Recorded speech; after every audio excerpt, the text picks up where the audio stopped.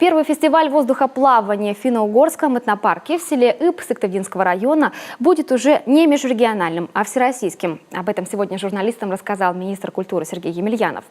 Свое участие подтвердили 10 команд из Тамбова, Переславля-Залесского, Москвы, Кирова, Елабуги, Екатеринбурга и Альметьевска.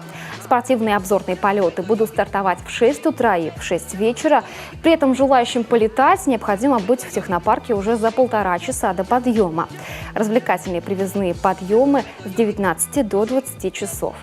Изюминкой фестиваля станет ночное освещение аэростатов под музыку симфонического оркестра, театра оперы и балета и ведущих диджеев.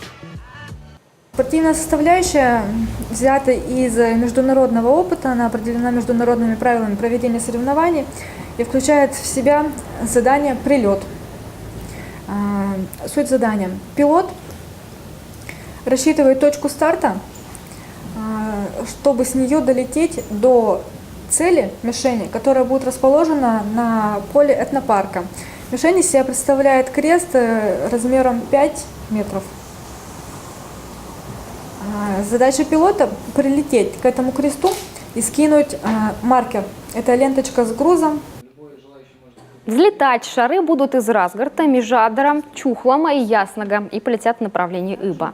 Шоу организовано так, чтобы зрители смогли увидеть в небе несколько шаров одновременно. Министр культуры Сергей Емельянов назвал фестиваль «Живой воздух» главным событием 96-летия республики, на который, кстати, активно продают туры в соседних регионах.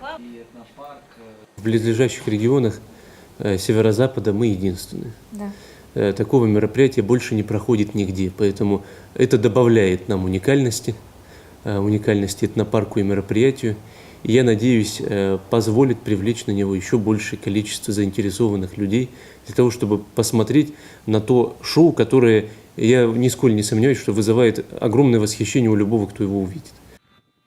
В этнопарке будет и обширная развлекательная программа, шоу воздушных змеев, выставка квадрокоптеров и авиамоделей, интерактивные программы и игры, гонки на радиоуправляемых автомобилях.